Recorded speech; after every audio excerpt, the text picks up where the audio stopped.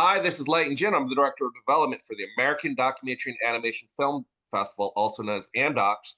March 25th to 29th, we have two great guests here who are also both local, acclaimed filmmakers, and they're going to have another outstanding film that's going to be out here. We got Lars, the director of his latest film, and Fred Bell. I believe Fred is the studio boss, is what I like to call Yeah, him. I'm more the I keep the ice cold and the coffee hot, and Philip able to do what he does. Yeah, Occasionally we have creative conversations, but that's when he pointedly reminds me to go back to your room he's and producer and craft service, Okay, some combination. yes. so their latest film is about the Vietnam War, but it's a different take. I'm going to have Phil go ahead and describe the film for us. Our documentary is called Vietnam After the Fire, and the way that it came about, I think, is kind of interesting because it's the 50th anniversary celebration, kind of a year of the end of the Vietnam War.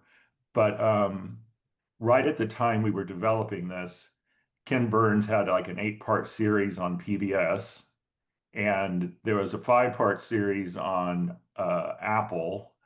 And so we kept looking at what are we going to say that's any different. We actually structured it as a historical documentary right at the beginning, and then stepped back and went, let's rethink this altogether.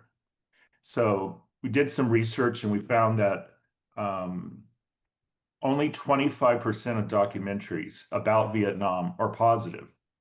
Almost 39% of them are about PTSD moments, and I'm not downgrading that at all because many of the men come back with that.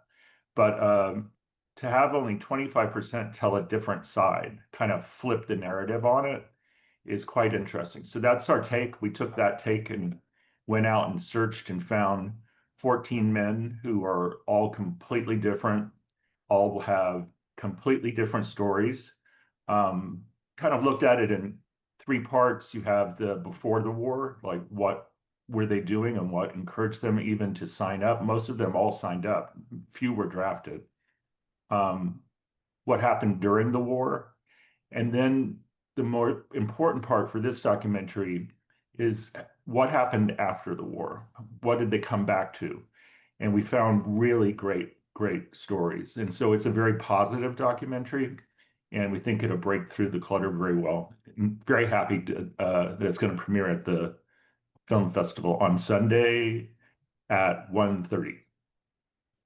Well, it's a great take because sometimes people do the same documentary and it becomes saying the same thing. So I appreciate you guys are taking a new angle and doing that. For both of you, when you guys produced this and interviewed these veterans, what did you guys learn that maybe you didn't know before while doing this?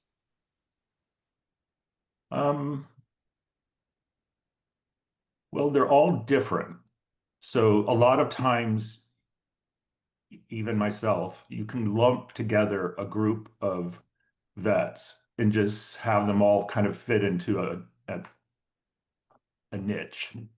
But when you meet each of these men, they're completely different stories, uh, completely different lives when they came back. Um, so I was really happy with that part of it. Fred, any thoughts on that? I, you know, it's not a topic, Layton, that we haven't been to. We opened the Korea Vietnam hangar, which was literally about 10 years prior. That project was in development. We touched on that. And you mentioned something. It's very easy to get into kind of the combat and what happened, just these historical markers of the war itself. And I think what Philip has done, and I want to say, working with Philip has been one of the pleasures of my life. I really enjoy working with him as a filmmaker. He's incredibly talented. And I think what he was able to do is really touch on the kind of resilience of the human spirit. In other words, these guys all went through this crucible, right? And they came the uh, at the solution to it. In other words, how they dealt with it in different ways, but they all grew from it and went on to do other things and had very positive uh, impacts and really good positive things come in their life. There's no question that the war produced a lot of negative effects, right? But I don't think we focus enough on kind of that resilience and how people kind of grow past uh, one of those life changing moments. And working with World War II and then working with this, the one common thing in my book, and Philip can expound on it, I think, is in both cases, you had young men and women in a very impressionable portion of their lives that were faced with a huge historic event, and how they coped with it is interesting. Each generation did something different. The difference was, as a society, we celebrated the greatest generation, and it was a long time coming before we looked at the folks that were in Vietnam and learned how to celebrate them. And I use the term learned because we had to learn how to do that. It was a different type of historic event. And as a society, I think we learned that we needed to be more appreciative of their service. And you see that today. And I don't even want to quote Iran, but in Afghanistan and other more recent wars, the men come back and are uh, celebrated for their time and their duty. It's interesting, Layton, that our screening day of Sunday, the 29th, is the National Vietnam War Veterans Day, which is a celebration that I think it's only started in 2017, but it's basically a welcome home uh, holiday, so to speak. So we'll be able to welcome home all the people that come to see it at the documentary as well. Now, I'm gonna backtrack here a little bit. Fred and Philip, you guys are both part of the Palm Springs Air Museum, and through, I believe Fred started it, or both of you started it. Is you guys started producing films not too long ago, correct? About 5 years ago, is that right, Philip or Right, Fred? right. Can you This is talk? our fifth documentary. Right. We've been Palm Springs Air Museum Productions, and Philip's been part of that about 5, 7 years, and we learned quite quickly. Philip has a very critical eye and a very aggressive attention to detail, and when you're dealing with these topics, no matter what they are, and Philip has been able to deal with that, is he gets it. He does the research that he really understands what the topic is. And my challenge a lot of times with him on the creative side is, well, that's not a UE, it's something else and it can't be there, or that uniform isn't right, or that's where my contribution comes in. A lot of the technical stuff, and then Philip on the creative side, but he understands the technical piece.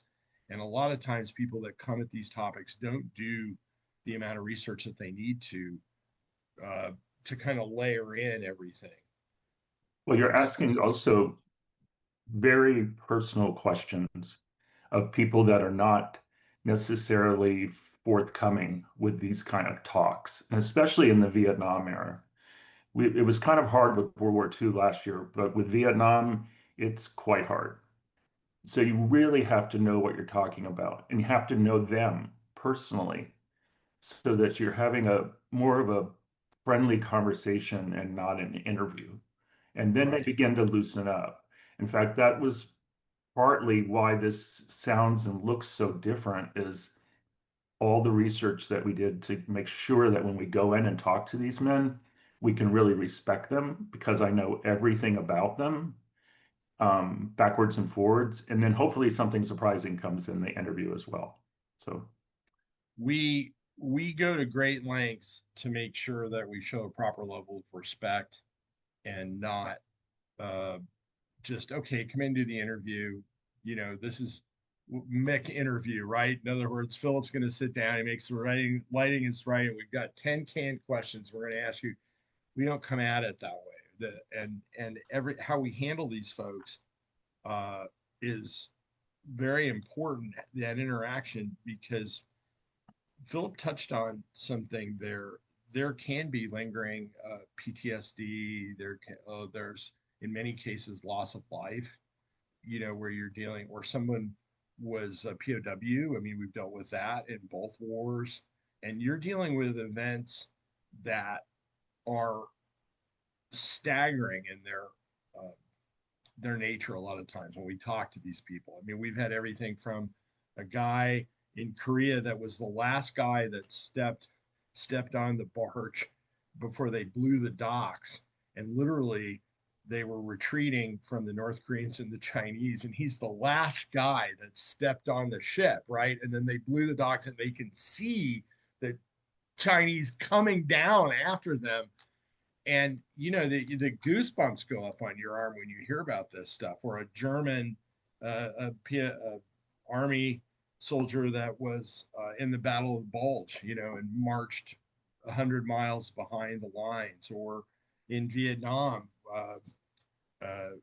10 Green Berets that were surrounded by 4,000 uh, North or North Vietnamese soldiers, army soldiers, uh, and 4,000 against 10, those types of things. And in this case, people that were shot down or went out and they gave up a flight, right, a mission, and their best friend didn't come back from that mission. Those are very touchy topics, and we have to be. Philip is very respectful. The facility, the museum, we have an event the night before we do our big screening of these things, where we that is solely to allow whoever we're working with to just be comfortable. Come, be comfortable, bring your family, so they're not feeling this. And I know Philip's got it, and I can't tell you how many letters I've got from people we have done stuff on that have said thank you. I this was so therapeutic for me. This is the first time I've talked about this in however long, or I didn't want to do it and I came, and it was the best thing and that I did, because it's very, if you come at it the right way, in many cases it's very therapeutic for them to be able to share their experience. Yeah, what I like about what you guys are doing is you're preserving a piece of history, and you're doing it by telling very human stories. And I think that makes what you guys do very powerful. You guys have done a lot of great films over there in a short amount of time. Behind Philip, we see all the hardware that you guys have earned. Um, what what what was the origin of doing the studio? Because so if people don't know who aren't from our area, this is part of the Palm Springs Air Museum, which is an amazing place. Hopefully, our filmmakers who come in from out of town will take some time to go over there. It's on Gene Autry. Do yourself a favor and go see it. It's an amazing facility, which is great history. But can you talk about the pivot into to creating these films? Maybe that's a question for Fred about why you guys decided to take this route, and how has it helped or enhanced the experience at the Air Museum? Well, the museum a long time ago got involved in the veteran stories for Library of Congress, with the Greatest Generation, and we were doing those, but the production is pretty rough, and they were more like, these little pods with each person. And then we have a major education focus. And so we do study guides with these documentaries, and we've put them into our education program because they're so important, but they're more historical pieces now that really tell a broader story. And we couldn't get that, what we needed, from the kind of History Channel, that type of, some of it works. We've used some of the History Channel stuff in our presentations around the museum. But when you're specifically trying to educate on a topic, you have to be fairly focused. And in this case, once we had figured out what we were going to do, it was actually part of our overall communication process. We didn't have Facebook, we didn't have any of this stuff. It came up in our strategic planning. And one of the pieces was we have to figure out how to do a better job presenting content. And as part of this, because the Facebook, Instagram, Zoom, like what we're doing here, whatever, those are just portals. But you have to have the proper content to be able to explain to people, because the reach is so much broader, and so I think we had 26 million interactions on our social media last year. So uh A so lot, a lot of it, Fred, though, was that we in doing all these interviews that we've been doing, most of them associated with galas, we began to build an asset library, right. and it was just sitting there. Like after you do the gala, it just goes back on the vault. And so the first one was the 25th silver anniversary of the museum, which was just pretty straightforward. But coming out of that, we thought maybe we're onto something. So the next one was women in aviation. And we realized that we had talked to pilots and astronauts and engineers and leaders of NASA and all these different people, women, and they're all there. So what if we added some new people and went back to all of those and created a documentary out of it? And I then after that, we just started planning that we're going to be doing a documentary. So Yeah. the next one was Stealth, which just won an Emmy, by the way. There you go. Little Yeah, plug. yeah, he's there with his hardware. um I think one of the things that jumped out was, especially with the 25th, with Philip talking about the 25th, is we had lost a lot of these people. They were gone. And it was glaring. I mean, some of these folks were like Colonel Bob Friend, Tuskegee Airmen, and some of these folks, they were huge parts of our lives in the museum, and Philip, as well. And I think we did look at that and go, we have all this footage of these people that will never ever be able to tell their story yet. And so let's be proactive, and rather than just put this stuff in the vault and lament the fact that they've passed into history, right? Let's work on this and be more aggressive, because we had Philip has a better idea, but just troves of interview material that we never used, that was just in the vault. And if you go back to the veterans' stories in the archives, those guys are all gone. And there's no way to go, there's no way to fix that. Whatever what the production was or whatever, it's just there. And it is a historic piece.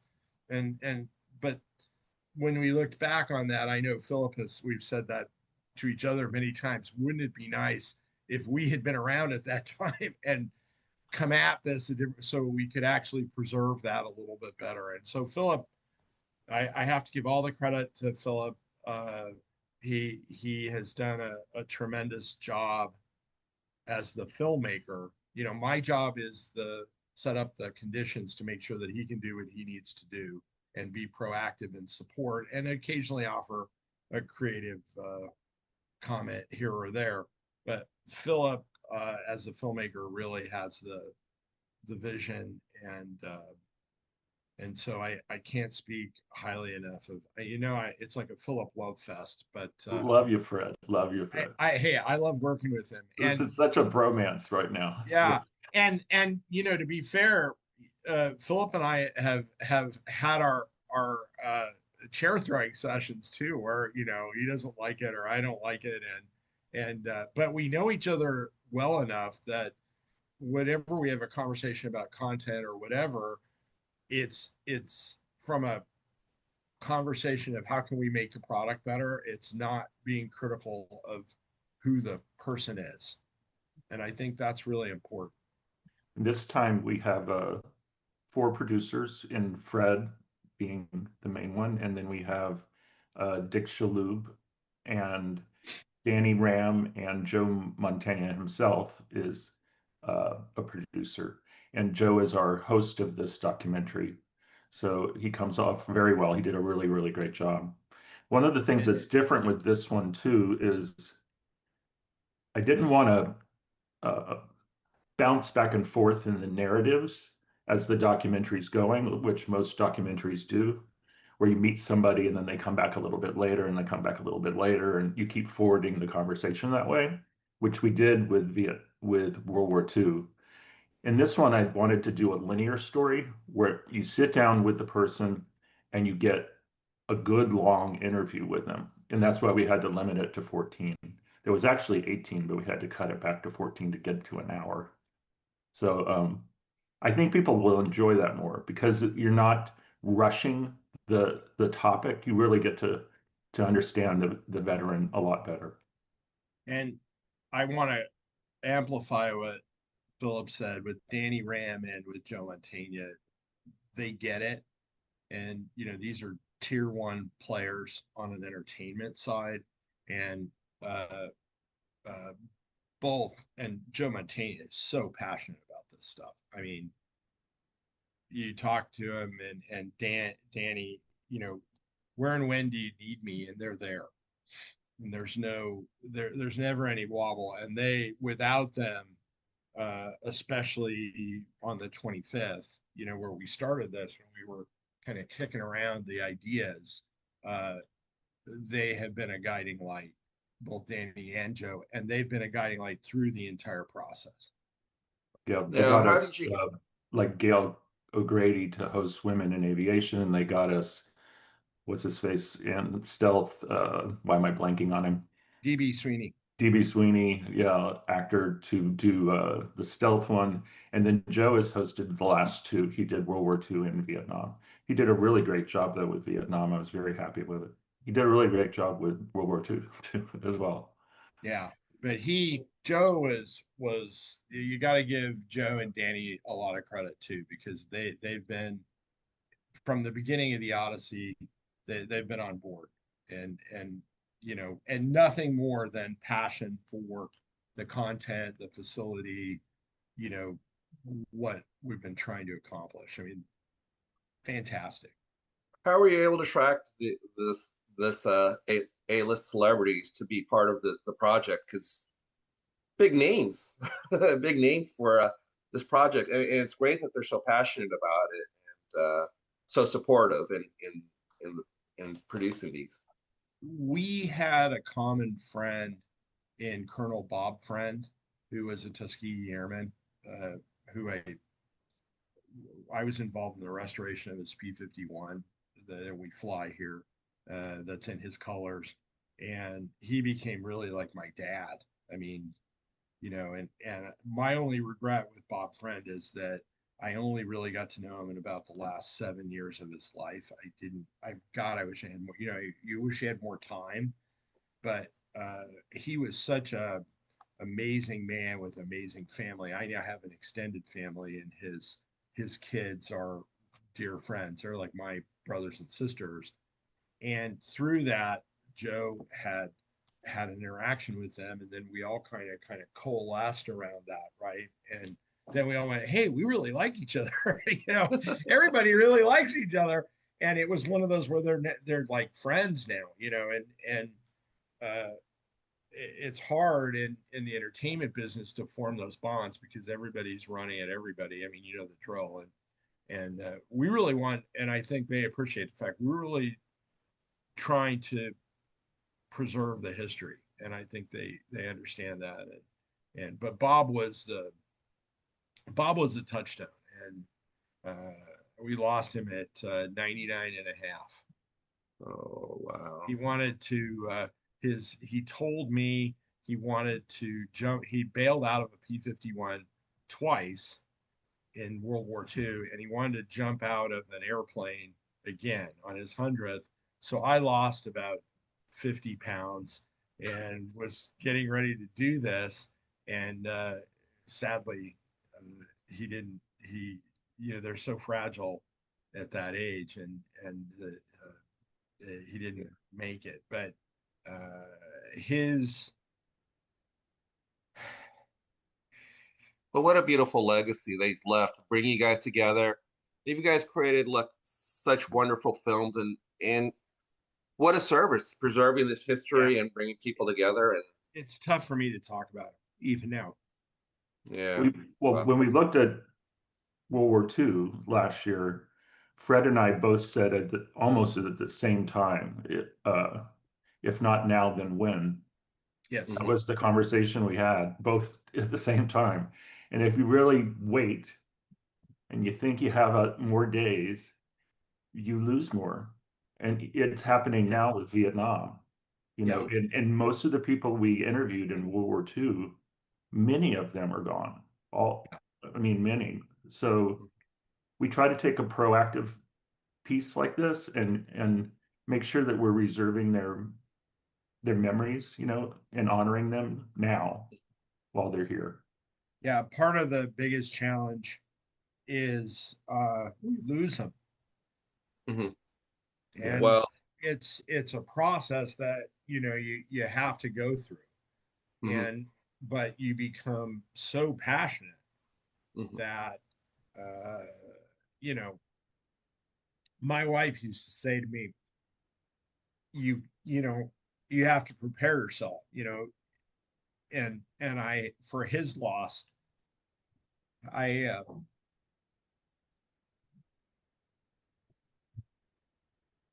sorry. I it's just don't think there's. I it's just don't think still there's tough, prepared.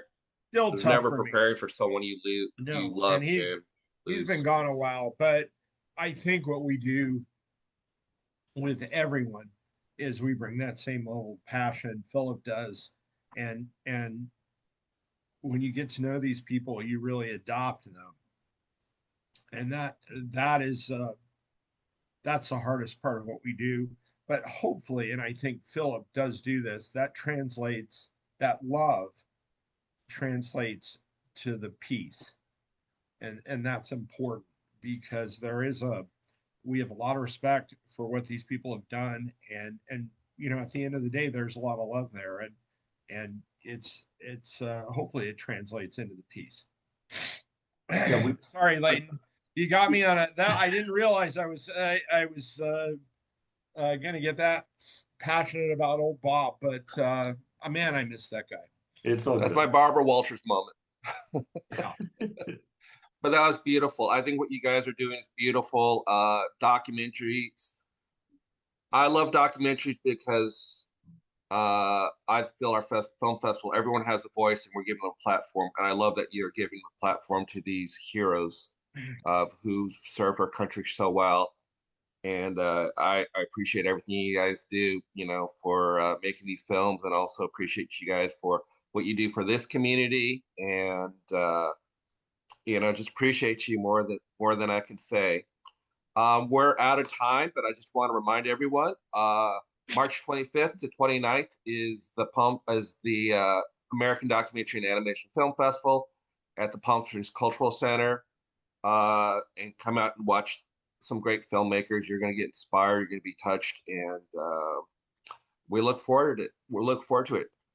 Phil, Fred, thank you so much. I appreciate you guys both tremendously, and we're looking forward to sharing your film with the world. Thank you. Come Thank see you. us Sunday, the 29th at 1:30 in Theater 1. We'll be there. Yeah, Layton, thank you and the festival for giving us the time. We really appreciate it. We were grateful. Yeah. We're Okay. grateful. We're grateful to you two both. Thank you very much. Thank you.